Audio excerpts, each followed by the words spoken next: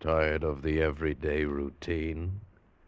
Ever dream of a life of romantic adventure? Want to get away from it all? We offer you Escape! Escape, designed to free you from the four walls of today for a half hour of high adventure.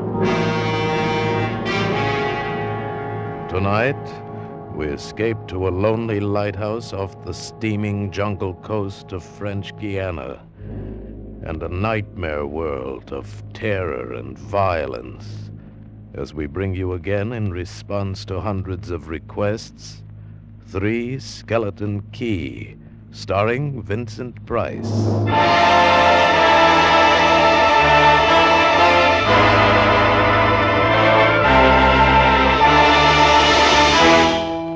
Picture this place. A gray tapering cylinder welded by iron rods and concrete to the key itself. A bare black rock, 150 feet long, maybe 40 wide. That's at low tide. At high tide, just the lighthouse, rising 110 feet straight up out of the ocean. And all about it, the churning water, gray-green, scum-dappled, warm as soup, and swarming with gigantic bat-like devilfish, great violet schools of Portuguese man-o'-war, and yes, sharks, the big ones, the 15-footers. And as if this weren't enough, there was a hot, dank, rotten-smelling wind that came at us day and night off the jungle swamps of the mainland. A wind that smelled like death. A wind that had smelled the slow and frightful death that came one night to this bare black rock. Set in the base of the light was a watertight bronze door, and in you went, and up. Yes, up and round, past the tanks of oil and the coils of rope, casks of wicks, racks of lanterns, sacks of spuds and cartons and cans, and up, round and round. Over the light storeroom was the food storeroom, and over the food storeroom was the bunk room where the three of us slept.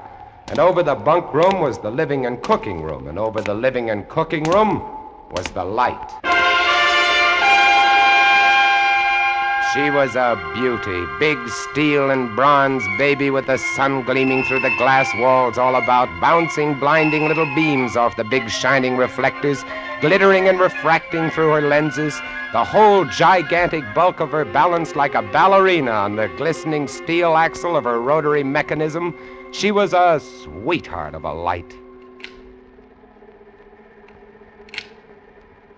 And at night she'd lie there on the stone deck of the gallery with her revolving smoothly and quietly over your head, easing her bright white eye 360 degrees around the horizon.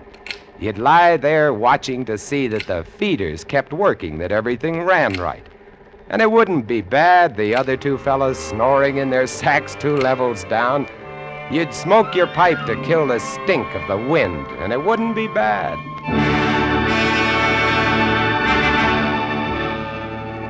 About those other two, Louis and Auguste.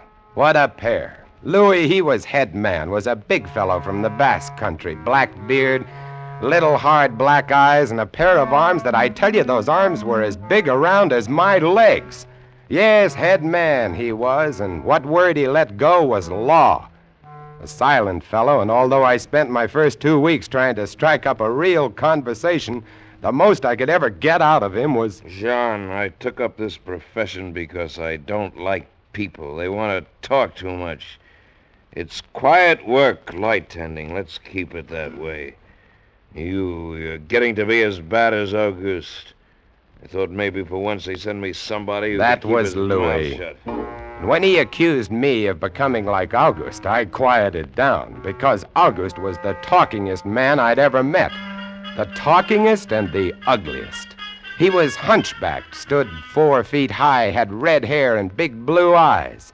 It seems he'd been an actor in Paris. Yes, indeed. Played in over 200 different productions, dear boy, at the Grand Guignol.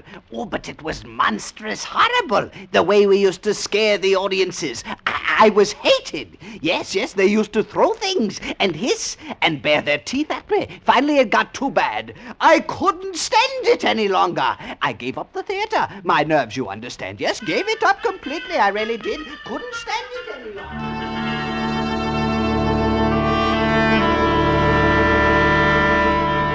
It all started one morning at 2:30. I was on watch, lying on the cool stone deck, pulling on my pipe, staring out at the blackness, the phosphorescent combers, and the big yellow stars, when out of the corner of my eye, I noticed something show up for a second, something the light had touched, far off.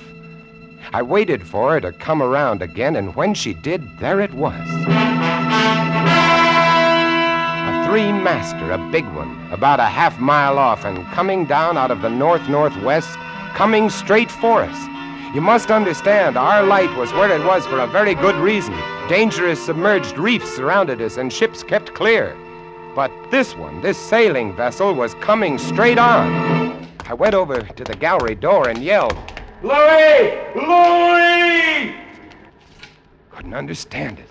I waited for the light to come around again. What is it? Ship headed for the reefs.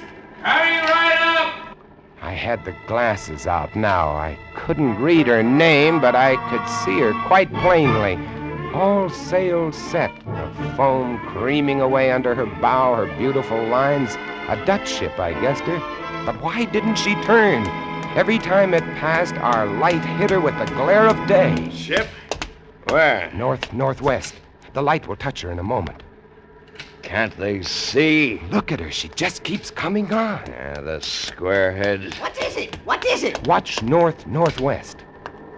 I know what it is. Huh? What? The Dutchman, the Flying Dutchman. We did a play about her once. Oh, what a performance. You ghastly galleon, hag-ridden, curse-driven, must on. Shut up, will you? She's luffing. Yes. Sloppy way to come about. She's derelict, that's it. Derelict? Abandoned. The crew left her for some reason or other. But instead of sinking, she's gone on, running before every wind. She'll not run long. Not with these reefs to break her up. A beautiful ship. Now, why would men leave a beautiful ship like that? She didn't ram us, although we all expected it. But as we waited for the crash, she luffed again, caught some odd gust, and went about. We watched her the rest of those black hours, heeling and rocking, pushed and pulled by every stray wind, every freak current. Watched her until the dawn came, till the sea turned from black to a pearly gray. And on she came again, heading for us. We all had our glasses trained on her now. August, you can kill the light. Right, Chief? She doesn't look so good by daylight. Think she'll ground this time? What? I say, do you think she'll ground this time? Huh? This is impossible. Absolutely impossible. What? Here, take my glasses. They're better than yours. All right. What is it you're... I had to focus, and then my breath froze in my throat. The decks were swarming with a dark brown carpet that looked like a gigantic fungus, but undulating. And on the masts and yards, the guys and all were hundreds, no thousands, I don't know, an endless number of enormous rats. See them? Yes, I see them. Now we know why she's derelict. Yes, now we know. What are you two doing? Here, give me a look. Yes, give him the glasses. Take a good look, chatterbox. Give you something to talk about. She's still heading for us. Yes. She's going to turn. She'd better turn soon. Suppose she doesn't. You mean suppose she piles up on the quay? It's low tide. Yes. Yes, it is. Where's all the conversation, August, huh? Here, want the glasses again? Want another look? No! She's still coming on. Go away! Go away! Turn, will you? Turn, I say, I pray you! Turn! She's cracking up. The rats! Look! On the water! Like a carpet! They're swimming. Sure, they're swimming.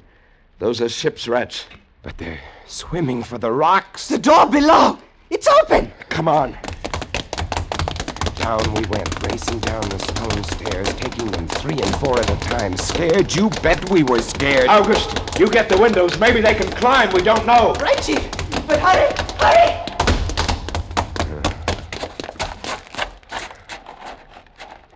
Look. See them? No. Oh, yes, I do. Up at the other end of the rock. Look at them. Millions. They smell us. Here they come. Close the door. Can't it stop? Here. Let me. Oh, move, you move. Heave. Made it. Holy. That was close. One got in. Look, there. Get it! Watch him. He's kicking. He was as big as a tomcat, bigger. And his eyes were wild and red, his teeth long and sharp and yellow.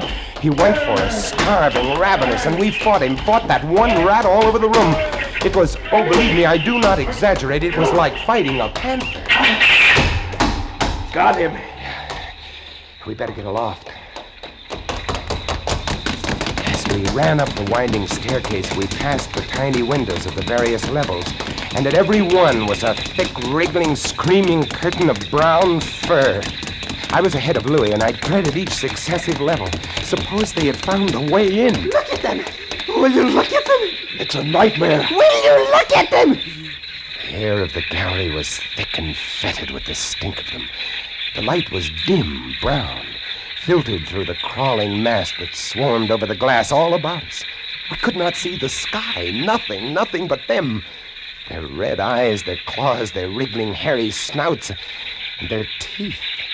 The rats. They screamed and howled and threw themselves against the glass. They were starving. And we three, we stood very quietly. Oh, very quietly in the center of the glass room under our beautiful light. And we waited. What can we do? What can we do, Chief? Take it easy, old man. Take it easy. I just can't. It won't do any good to stand here and shake. That's right. Anybody want a cigarette? Yes, I'll have one, thank you. Good boy. We've got to keep calm about this thing. Here's a light. They don't like the fire, do they? Guess not. Give me another match. You don't like that much, do you, I say? Don't rile them, August. Give me some more matches. I'll strike them and strike them and strike them until they get scared and go away. They won't go away. Not until... Finish it, Chief. Not until what? Not until they've been fed.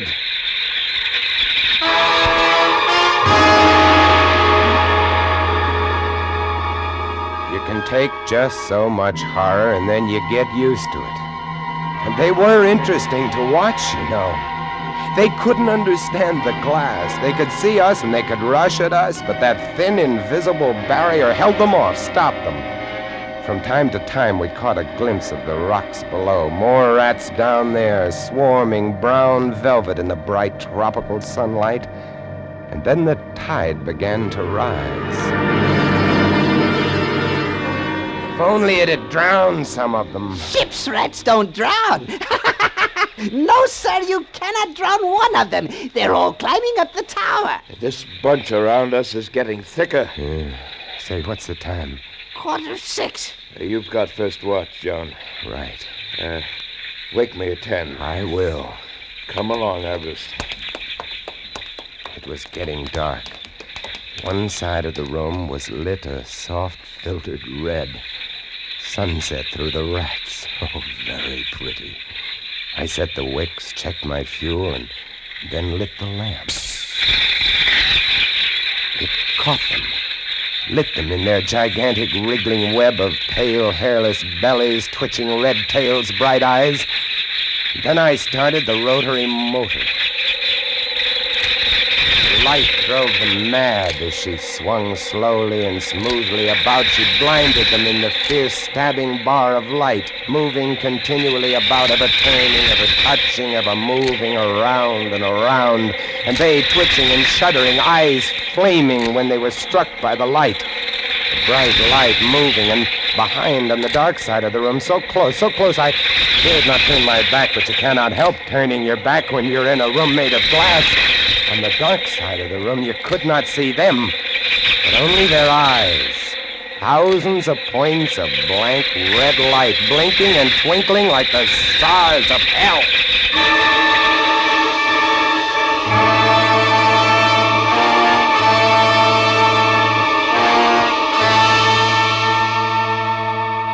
Louis relieved me at 10, but I didn't get much sleep that night, and when I came up into the gallery early next morning, there stood August, his back to me. He was bowing to the rats, waving his arms and making a speech. I am going to play once again that magnificent role which made me the toast of the Paris theater. Prelate, the evil genius of the medieval underworld. I am he who did guide the dark soul of the Marechal into the nether paths. Do not be frightened, little children. I will not hurt turning. you. I stood staring at him, horror-struck, but he didn't notice me. The man had gone mad. He kept turning, telling his stories to all the rats, leaving no one out. August! August! Ah, another one. A latecomer. Take a seat on the aisle, dear patron. August, move stop over it, there. stop it. Let the gentleman be But seated. he didn't Come, stop. Come. He went on, bowing and scraping to the rats, his big blue eyes rolling and winking, his wild red hair waving about him.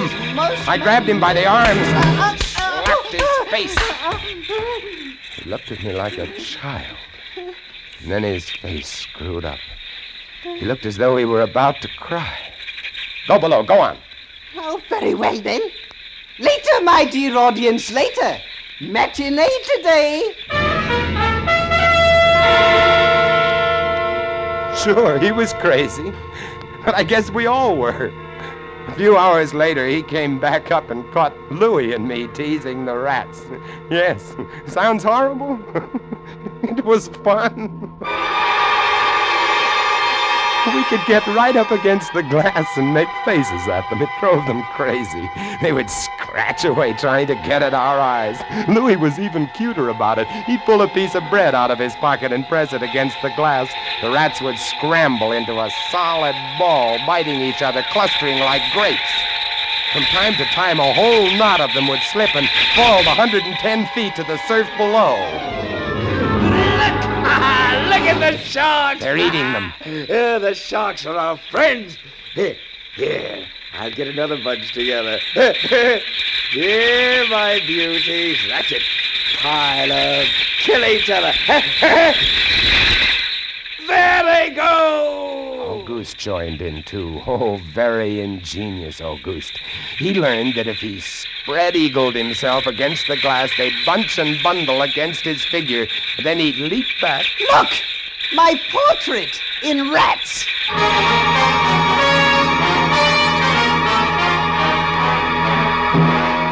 It went on all day, and then I was lying in bed. It was about midnight. I was very tired, and I was just beginning to fall off to sleep when I became conscious of a new sound. Couldn't figure it at first. I got up, lit the lamp, and went to the window. Even as I looked at it, I saw one of the panes begin to sag in. They had eaten the wood away. Louis, come quick! What? What is it? They found a way in. I held the glass with my hand. Now they were all going crazy, and assured of the success of this maneuver, were all nibbling away at the wood. Louis ran below and then returned with a large sheet of tin. We spread it against the window and hammered it into place. Even as we did so, we felt the heavy bodies thudding against the other side as the window gave way. That ought to hold. If it doesn't, we're done for. Rats can't eat tin. No, they can't. What was that? I don't know. It came from below. The storeroom window. They're in. They're swarming up the stairs. Drop the trap. Right. Two of them got in. Let's go after them. We didn't have to go after them. They came at us. I leaped to one side and grabbed a marlin spike, swung, and smashed one in midair. No! I whirled to see Louis with the other. It had ripped his hand open, and the blood was pouring all over the place. He held his hand aloft and kicked at the snarling rat. I stepped and swung and got him. My hand! He got my hand! That's both of them, Louis. I'll get you something to tie that up. Blood! Look at it! My blood! I'm bleeding! Now, don't worry about it, Louis. Here, look. I'll wind this kerchief around it. It'll be okay. Blood! There, now. It's not bad, just the flesh. And then I became conscious of another new sound. They were gnawing their way through the wooden trap door. I watched the wood fascinated. Even as I did, it began to give way, and a bristling, whiskery nose showed through. Louis, we've got to go up. Next level was the living quarters and kitchen. I slammed the trap door there, too, but it, too, was wood.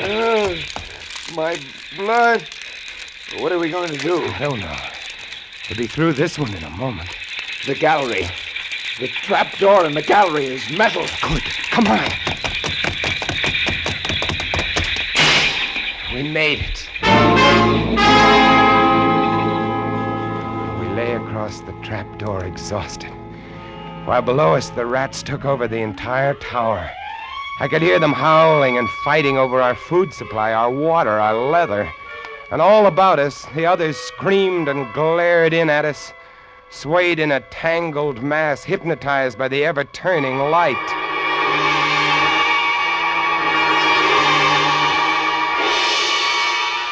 By morning, the air in the little room was horrible. Until now, we'd been getting air from the tower below. Now that was sealed off, and so was all our food and water. We lay exhausted, panting, waiting. The hours crawled on. I was almost dozing from fatigue when I saw a sight that brought me too fast. Would you like to come in, my beauties? Would you? I hold the powers of life and death, and I can let you in, you know. August was standing by the glass, and in one hand he held a wrench. He was tapping the glass gently, not quite hard enough to break it. I eased myself to my feet and slowly, very slowly, tiptoed toward him. All I have to do is tap just a little harder, and I found a coil of wire in the toolkit, and I trussed him up, fastened him to a stanchion in the center of the room. Louis was of no help. He lay on his side, looking at his bloody hand, weak and sick as a baby. So there I was, a lunatic and a coward for company, and all about watching our little drama, the rats.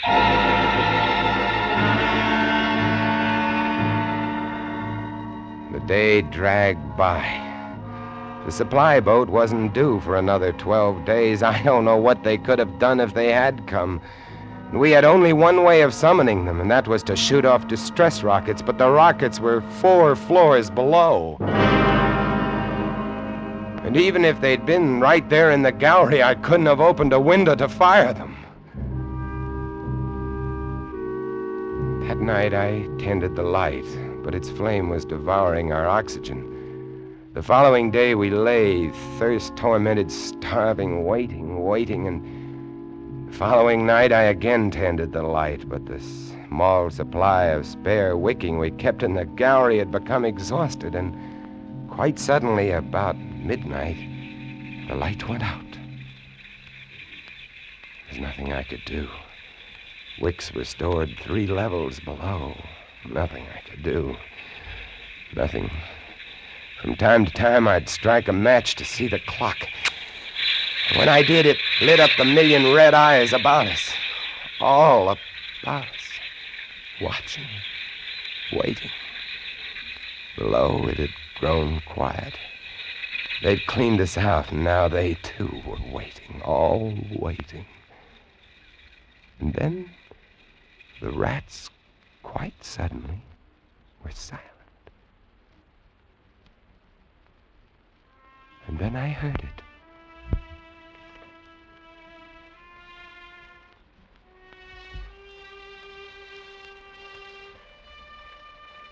And then I saw the sky and the stars. The rats were gone. I went to the glass.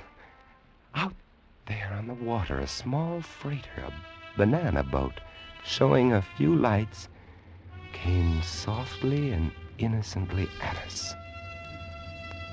The light was out. They didn't know. I wanted to open the windows, to call out to them, to warn them somehow, but I was afraid. What if the rats were hiding from me, tricking me? So I waited. She grounded very softly on a reef not 200 yards from the quay. Grounded so gently that the man playing the cornet, was he a passenger or crewman off watch, didn't even stop playing. They tried washing her back off.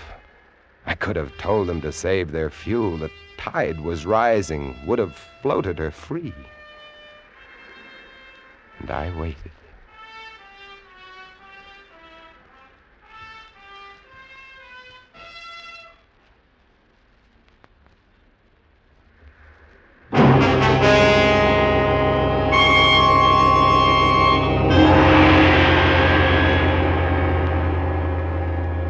That's all. That's the story. The sun came up and there wasn't a rat on the whole quay. Every last one of that terrible army had left us, gone back to sea on their new ship. Auguste, insane asylum, he never recovered. And Louis, they took him into Cayenne where he died of blood poisoning from his bite. Oh, yes. Well, that's the whole of it. And if you'll excuse me now, I must go set my traps. No, mouse traps. No rats in this lighthouse, I should say not. Life in the lights isn't bad, but sometimes when I see a strange vessel approaching, I get a little nervous, sure. Somewhere on the seas, there's a little banana boat without a crew. That is, without a human crew.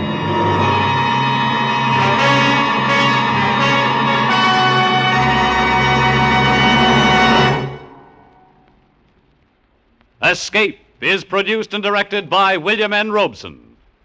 Tonight we have presented Three Skeleton Key by George Tadouse, adapted for radio by James Poe and starring Vincent Price as Jean. Supporting Mr. Price were Harry Bartell as August and Jeff Corey as Louis. Sound effects on Three Skeleton Key, created by Cliff Thorsness and executed today by Mr. Thorsness, Gus Bays, and Jack Sixsmith, have been awarded the Best of the Year by Radio and Television Life magazine. Harry Essman was at the control panel, and special music was arranged and conducted by Del Castillo. Next week, you are swimming for your life in the dangerous waters off the Florida Gulf Coast, about to be smashed by a launch carrying a vicious criminal who must kill you or die himself.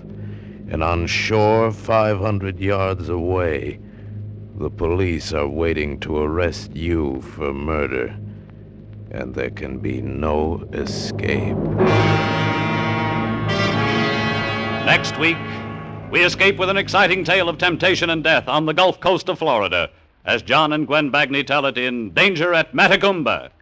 Goodbye, then, until the same time next week, when once again we offer you Escape. A patch of weeds, a boxer's biography, and a mild, lukewarm bath. They're all clues that lead the police of Jackson, Michigan, to a killer in the gangbuster story on CBS this Saturday night. It's the case of the Double Push, to be heard on most of these same CBS stations this Saturday night. This is CBS, the Columbia Broadcasting System.